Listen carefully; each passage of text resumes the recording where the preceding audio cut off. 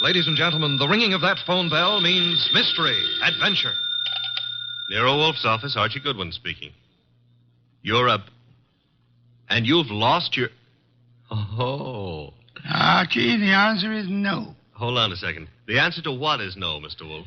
I shall not attempt to find a blonde for anyone. You've got the man on the phone a little wrong, Mr. Wolfe. He's not looking for a blonde. He's looking for a prize fighter. Indeed. Have him come here. Okay. Mr. Wolfe will see you at 8. So long. I was all set to argue with you about taking the case. You gave in too fast. Nonsense. I'm fascinated by the thought of anyone misplacing a prize fighter. They're usually quite large, aren't they? They are. But what this guy is worried about is not only finding his boy, but finding him alive.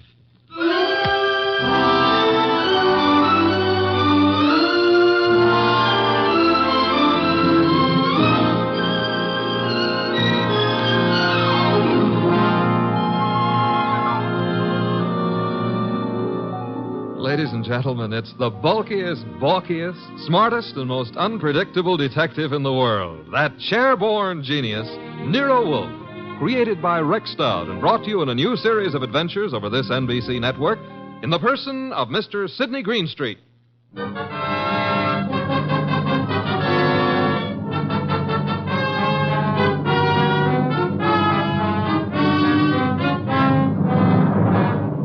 The case of the deadly sellout. That's what my boss, Nero Wolfe, called it. And it almost meant curtains for the firm of Wolfe and Goodwin. But let me give it to you straight right from the beginning. Although you ought to know that it wasn't until it was all over that I knew the very beginning of it myself. It all started in the New York flat of one Brock Rainey. Yes? The name is Jerry Fay. I'm supposed to know you? Being a very good friend of Pepe Gatto's, it's time you got to know me. May I come in? Oh, sure. You've got a problem, Miss Fay? Pepe took a fall at the garden last night against a coffee and bum named Eubanks, right? As far as I know, Sister, Gatto met his match. Please, Mr. Rainey, do me a favor. Skip the sausage meat. It happens I saw the $1,200 you counted out to him to take a quick dive in the first. You did? How else would I know? Okay, then here's my wrist. Slap it, Miss Fay. I'm a bad bull. Now, look, who's kidding who? I don't care if Pepe makes himself a few deals on the side. I should worry whether he gives those meat eaters on the benches a run for the ducats. What's it to me? If you're not worried, Sugar Plum, then neither am I. Also, I'm a very busy man. Not too busy to pay off, I hope. Pay off? To who? To me. For what? For keeping it to myself that you collected $5,000 from the Eubanks crowd for getting Pepe to take that dive. Certain people might not like to hear it. Miss Fay. Yeah? Drop dead. I don't think we understand each other. Which is just as well. Now get out of here. There's something Go, else. bimbo. Okay, Mr. Rainey. Have it your way. I'll go find someone with a more sympathetic ear. Someone like Lawson. Arnold F. Lawson. So long. Wait. Where does Lawson come into this? You asking is stalling. Lawson dropped a sizable piece of change on last night's two-step. No. Close the door, Jerry. Oh, yeah. $25,000 to be exact. That's a lot of corn to lose because a cheap fight manager arranges a frame. At least Arnold Lawson might think so. Sit down. Who's tired? Look, Mr. Rainey, it goes very simply in only one way. Lawson at yet knows from nothing except that your boy Gatto lost the fight. He may suspect, but he don't know. And he really don't have to know. Glad to hear you say that. And I'll be glad to see the shade of 3,000 long green banknotes. How much? You heard me, $3,000. Get out. Okay, I'm going. To the next phone and call Lawson. Look, Jerry, give me time, huh? I haven't got that kind of dough right now. Tell it to Lawson. When he gets through with you, you won't need any kind of dough. You know, I've got Gatto set for a go with Mellish, the title contender. Gatto can take him. Please believe me, he's going to take him. So? So after what happened in the Eubanks fight, the odds on Gatto will be like a war debt. We can clean up. Listen, we can make Heel, I wouldn't trust you from 11:59 to midnight. Get it up. Now. I'll give you 6 hours. After that, Lawson. So long.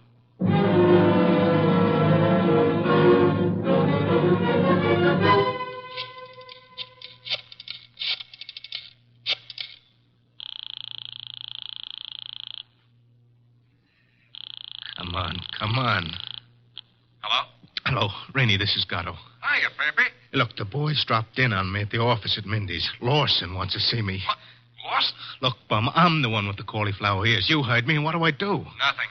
But... Don't but go near him. Stay home. Let me take care of it. How? What'll you do? I don't know yet, Pepe, but I'll find a way. How did he find out? Your girlfriend. What? She wouldn't do that. She hates the guy.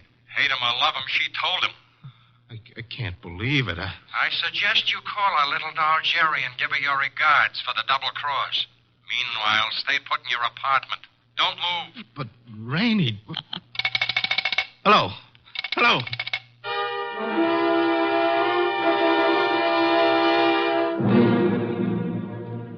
75, 3. 319, 3... Archie.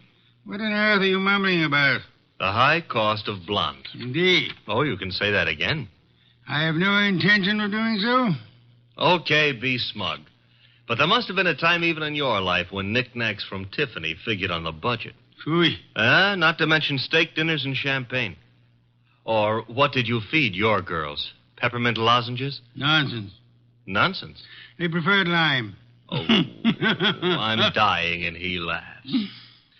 Mr. Wolfe? Yes? I have decided that you are giving me a raise. Archie, this is not a period in which unilateral decisions are wise. So I'll be a dope and get a raise, huh? As for your future mental attainments, you may be right. As for a raise... You want to drive me to gambling? Like betting on fights or going... Okay, it's the doorbell, and I'm answering it. The name's Rainey. You're Goodwin? I'm Goodwin. Come in. Is Wolfe in? Mr. Wolfe is always in. Unlike prize fighters, I guess. Come on. Thank you. Mr. Wolfe, this is Mr. Rainey, the man who lost his prize fighter. How do you do, sir? I'm not doing so good. Mr. Wolfe, you got to help me. That would depend. On what? The fee? I digress. Your problem is what, Mr. Rainey? Mr. Wolfe, I manage a fighter named Gatto. Maybe you've heard of him. I have not. However, that is of little significance. You are having difficulty with this Mr. Gatto? I'm not having difficulty with him. I can't find him. Maybe you better let me give you the whole picture, huh? Very well. Well, Gatto is an up-and-coming boy, Mr. Wolfe. He had a little upset last week with a guy named Eubanks. But everybody knows in spite of that, Gatto's heading for the big time. I think he'll prove that when he goes against Mellish. Mr. Mellish being another pugilist, huh? That's right, Mr. Wolfe. Now, Pepe, that's Gatto. Pepe was due at the Turf Club this afternoon to meet the opposition management and go over the setup. He was due, but he didn't show. I waited all afternoon, and then I started the phone calls and taxis. The results? No results. I combed every joint I ever knew him to buy a beer in, and the score was 0. Matter of fact, nobody's even seen him for 4 days. You would have tried the gymnasiums, naturally? I did. Does this pugilist have a home? Yeah, 206A Rathburn Street. A penthouse on the roof. He was not at home during all this time? It's where I tried first. It was empty as a bank on Saturday afternoon. I see. And you want me to find him for you? If Pepe blows this fight, Mr. Wolfe, it'll ruin his career. And the preservation of his career is worth a good deal to you? I got a check for $2,000 right here. Archie? I'll get it. $2,000. Very well, Mr. Rainey. I shall take immediate steps. I got a cab waiting outside. We can get started right away. We? Phew. I shall remain here. But how do you expect to... Archie. Yes, Mr. Wolfe. You will leave with Mr. Rainey. I need information. You might try the Rathburn Street penthouse to start with. But I've already been there. With all due apologies, Mr. Rainey, suppose you restrict your activities to pugilists. Archie is a trained observer. You are not. Archie, you will pick up whatever you can at Gatto's apartment. I especially suggest a careful check on his wardrobe. Wardrobe? If his clothes are missing, Mr. Rainey, it would indicate that he left voluntarily and deliberately, for whatever reasons he may have had. If they are not, Archie, you will phone me from the apartment after your investigation is over. Okay. I shall, in the meantime, devote some thought to the subject. Huh? For $2,000, all you're going to do is devote some thought? Mr. Rainey, if I were not a modest man, I would point out to you that you're getting quite a bargain.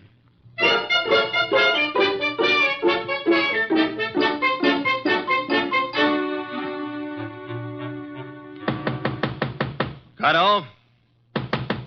Gatto? He's not here. I told you that.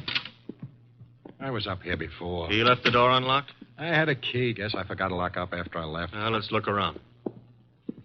Bathroom? Yeah. Empty. It's a nice penthouse. Got a closet? Yeah. What do you think? He's playing hide and seek? Try it. Okay. Anything in there? Nothing I'm looking for. What's that you found? A hat. Well, let's see. A lady's hat. Yeah, smart and expensive. Label reads a Madame Yetta original. That bunch of lace and feathers cost somebody a fast $50. Yeah, probably one of his girls left it behind. And maybe she'll call for it. Come on, we'll take a gander out on the roof. I took a gander out there. It's bare as a bone. What have we got over there with the chimney? Where? Over there. Just an old awning. Got blown down in the storm last month. Be right with you. What are you doing? Looking under it. Oh, brother. You found him? Yeah, we found him, chum. A little late. 2 holes in his dorsal development and dead as a clay pigeon. Yeah. Well, what have you got to say? Well, now at least the bookies will cancel all bets. We both save our dough. Yeah. I got to phone Mr. Wolfe.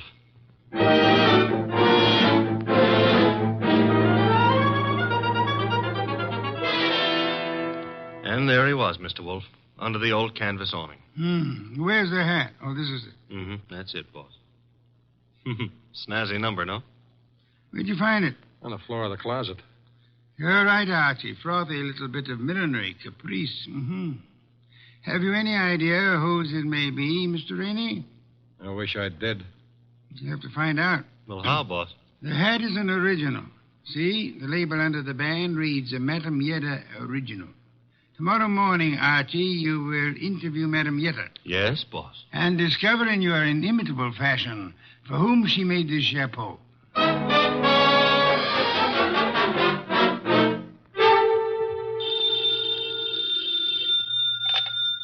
Hello? Archie again, Mr. Wolfe. Per your instructions, I have just talked to Madame Yetta. What did you learn? Madame Yetta tells me she made that hat for a Mrs. Lawson. Who is Mrs. Lawson? Wife of an ex-beer hustler who's in the chips and puts on airs. Lives in a penthouse of the Bradford Arms. I was just about to hop a cab and go up there, boss. Good. Keep this up, Archie. And through sheer practice, you may yet develop a full-blown intelligence. Well, I'm trying, Mr. Wolfe. And after the Lawsons, I do what? Return here immediately and hurry. How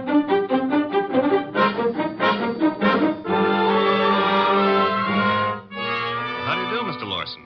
Oh, Mr. Goodwin. My secretary tells me you're a detective. My boss might argue with you on that, Mr. Lawson. Your boss? It happens I work for Nero Wolfe. I see. And you wish to see me about... About this hat. Hat? Oh, I see, yeah.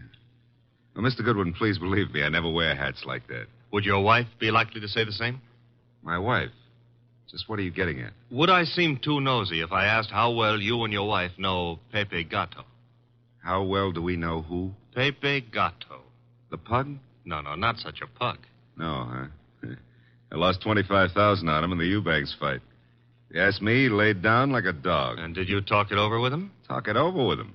Never seen the man in my life. Not even at the fight? No, I placed the bet over the telephone. I'd scarcely have anything to do with a character like Gatto, Mr. Goodwin. You surely won't from here on out, Mr. Lawson. What do you mean? Gatto is dead. You don't say. He was murdered last night. Murdered? And what would you say, Mr. Lawson, if I told you that this hat is your wife's and that it was found in a closet in Gatto's apartment? Now, wait a minute. Let me get this straight. Are you implying... Not implying. Facts are sticking out. What time was this dumb brute done away with? Oh, I'd set it at somewhere between 5 and 7 p.m. last night. Well, you said it very conveniently. Thanks. Why? My wife and I drove out of the city at 4:30 yesterday afternoon. Didn't get back until 2 this morning. And this hat? It took wings and flew into Gatto's closet? Is that the answer? No, that's not the answer. Then what is? This is. A month and a half ago, I was with Celia on a bus top. She was wearing that hat, and the wind blew it off her head. I see. And from there, we figure that somebody picked it up, and it finally wound up at Gatto. You can figure anything you please. Personally, I don't feel in any way obligated to figure anything. Darling, I was just on my way out and... Oh, I'm sorry. I didn't realize you were busy. Yes, I am busy, Celia. Wait a minute. He's not all Run that along busy. now, dear. You'll be late. But I want to talk Run to you. along, Celia. Yes, darling. Sorry. I'll see you later. Beautiful. Really beautiful. I've always thought so, Goodwin. You, didn't give me much of a chance to talk to her, did you, Lawson? If I didn't, it's for your own good. My good. I don't get it. Celia's a sensitive person, and I won't have her bothered.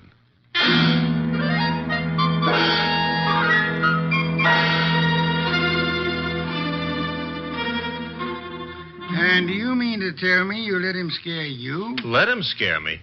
Say, will you stop being so fearless with my life?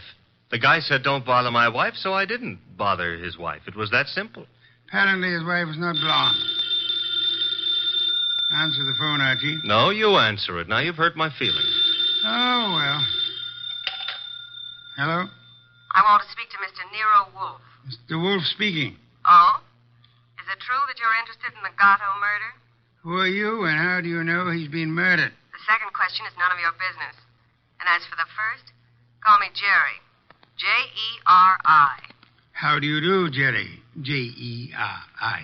Where do you call? Would you like to come to an auction? An auction? You know, going, gone, to the highest bidder. And what are you placing on the auction block, Miss Jerry? A few facts. All in good condition and guaranteed to make it a cinch to snag the Gatto killer. Sounds promising. Only you'll have to bid against real money. May I have the address of the auction room? You'll have no trouble finding it. Your assistant was there last night. Where? The penthouse on top of 206A Rathburn Street. The big item goes on at 4 bells.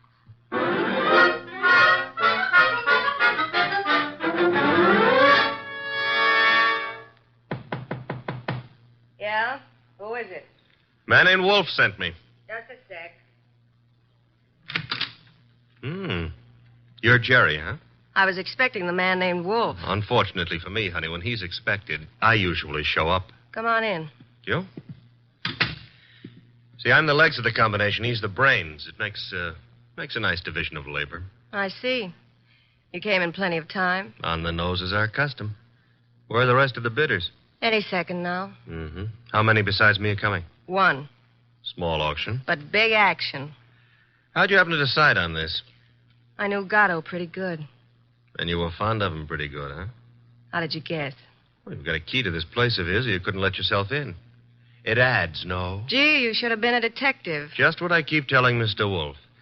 Look, tell me, Jerry, darling, this other person who's coming to the auction, who? The killer? You don't say. You sure the killer isn't here already? Look, I didn't kill him. The story you would like me to believe is that you witnessed the killing, huh? Called the killer and Mr. Wolfe and said, come on, kids, you can get me either to talk or shut up, depending on who pays the most. That it? Something like that. Mm-hmm. Okay. Prove you know what you're talking about. Who is the killer? Is it Block Rainey? Should also have your head examined, pretty boy. I talk for dough and only for dough. Not that I'm mercenary or anything, but... Okay, tell me this. How come you saw the killer in the act? Simple. I was here with Gatto. Called me to come see him. While I was here, the shot came through the window there from the roof. You know something, sweetheart? What? I can't understand how a girl like you, a pretty nice girl under all that paint and powder and Broadway shellac, how you could do a thing like this. You were in love with Gatto, I know that. Everybody does. And still you're willing to keep your mouth shut if the killer pays enough. How come? What's the matter, honey? Did I hit a tender spot? I don't think you understand. Sure, I was in love with the goof. Then along comes this other dame. She's rich and beautiful, and she has everything to give him. Ooh, do I know her? Of course you do. She... Jerry. Oh. Jerry.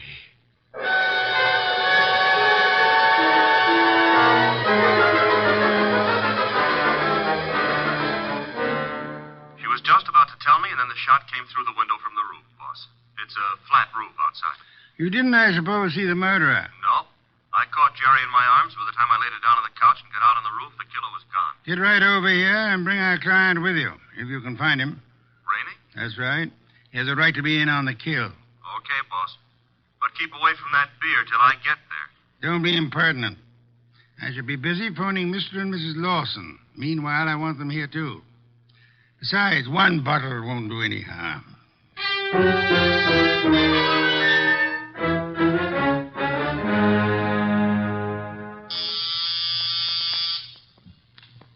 There they are. Let them in, Archie. You remain seated, Mr. Rainey. Okay, Mr. Wolfe. Well, come in, Mr. Lawson. Come in. Mr. Wolfe here? He's here. Nice of you to come. Anything to help the law. Ah, Mr. Lawson. Your wife didn't come. No, Mr. Wolfe. She was out when you called. Sorry, I forgot to tell you. I left word with the butler, however. Mr. Lawson, about 20 minutes ago, a girl named Jerry Fay was killed. So? She was killed in your neighborhood, in a flat formerly occupied by one Pepe Gato. Well, where would that be? Maybe your wife knows where the flat would be. How dare you, sir? No histrionics, please. Where was your wife when the girl was killed? I'm advising you that if there is an alibi, now's the time to state it. I wouldn't humiliate Celia by alibying for her. Then the police will pick her up. But she didn't kill this girl, Mr. Wolfe. You have reasons for that opinion? The best of reasons. I'd be grateful if you'd state them and let me be the judge of their excellence. One should do. This one. Celia's out in the country visiting her mother. Oh? Does that settle it? Possibly. What's her mother's telephone number? Why, Merely a routine check. Well, can't you take my word? I'll take her mother's number. Well, Mr. Lawson? I'm sorry. I hoped you'd buy this story. What do you mean? The mother's been dead for 10 years. I see. Well, I don't. What's the idea? It's known as marital devotion, Archie. I suppose you realize, Mr. Lawson, that in shielding your wife, you're aiding and abetting a murderess? I haven't stopped to realize anything. When Goodwin brought me that hat, I didn't know what to say. Oh, you pitched me a curve then, too. Well, I suppose you might call it that, but... And she didn't lose the chapeau off a bus top. No, but you've got to understand. Celia's the dearest thing in life to me. Yeah, so's a lady rattlesnake to its husband. I suggest it is time for you to be objective in this matter, Mr. Lawson. What do you want to know? Tell us where she can be found. I have no idea. When is she expected to return home? Never. Oh? You see, we had an argument. I doubt that I'll ever see her again. Then we're quite on our own, Archie. To do what? To make a journey to Gatto's apartment. Gatto's apartment? She probably has a key to that popular abode. But she wouldn't go there, boss. On the contrary, I am of the opinion that that's just where she would go. Give me my hat. Don't tell me you're going to stir yourself. It's a most unpleasant necessity, Archie. But the lady in question is dangerous and not at all hesitant about indiscriminate gunplay. Get out the car, Archie. We'll make the journey to Rathbun Street penthouse with the hope that Celia Lawson will show up in time to mourn her lost love. You want me to go along with you, too, Mr. Wolfe? Yes, indeed, Mr. Rainey, I do.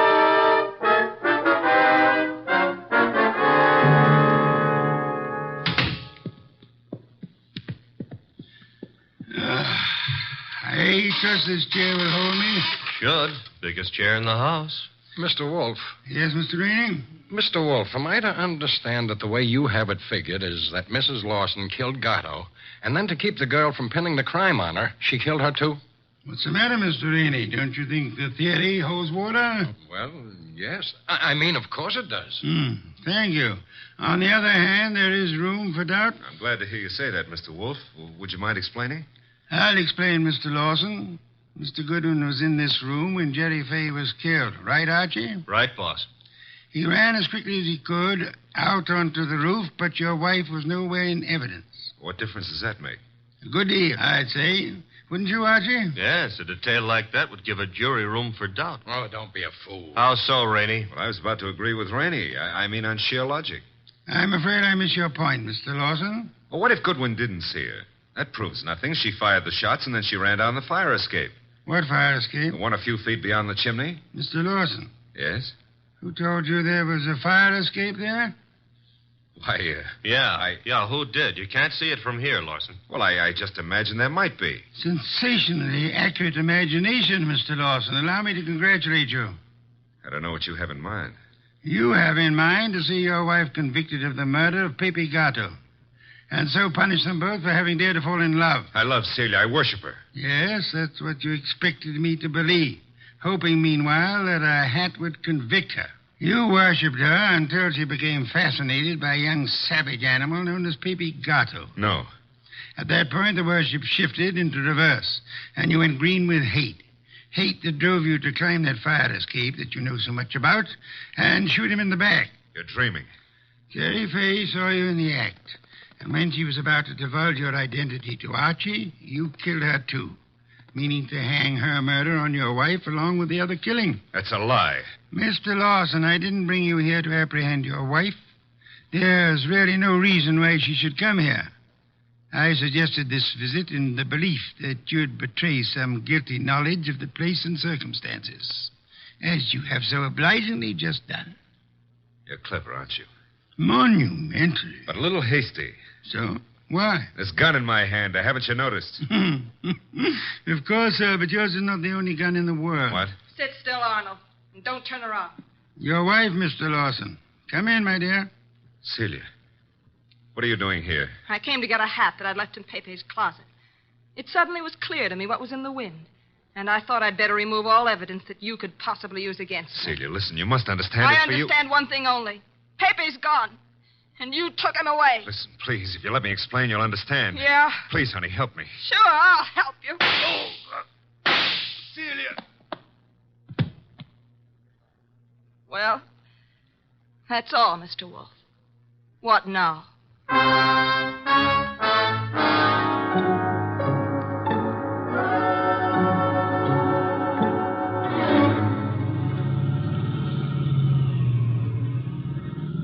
Archie, why is it when you drive it always gets so crowded outside? Will it go tough on her, boss? Why not? She killed a man in cold blood. Though she actually saved our lives while doing so. I hope that helps her at the trial. I hope so, Archie. After all, if she hadn't done what she did, what would have happened to the lobster bisque? What lobster bisque? The lobster bisque that Fritz is making for dinner. Hurry, Archie. It really can't be appreciated unless it's eaten hot.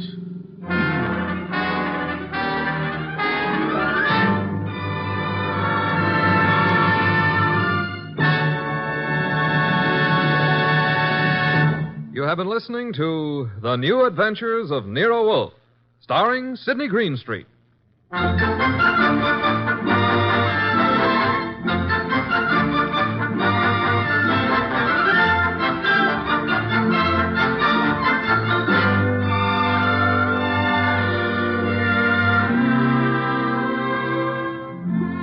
Tonight's transcribed story was based on the characters created by Rex Stout. This is an Edwin Fadiman program, produced and directed by J. Donald Wilson. In the cast were Larry Dobkin as Archie Goodwin, and Ann Diamond, Charlotte Lawrence, Gerald Moore, Don Diamond, and Eddie Fields. Next week at this same time, Nero Wolfe and Archie will bring you The Case of the Killer Card. Don Stanley speaking. 3 chimes mean good times on NBC. Saturday night is date night, and NBC has a lively lineup of music and fun to help your courting along. Tomorrow, Dennis Day brings you a melodic and mirthful 30 minutes, and then Judy Canova gets together with her gang for a sparkling session of mountain-style song and laughter, followed by singing MC Red Foley and his friends on that exciting parcel of Western tunes and mayhem Grand Ole Opry. Here's Sam Spade. 3 chimes mean good times on NBC.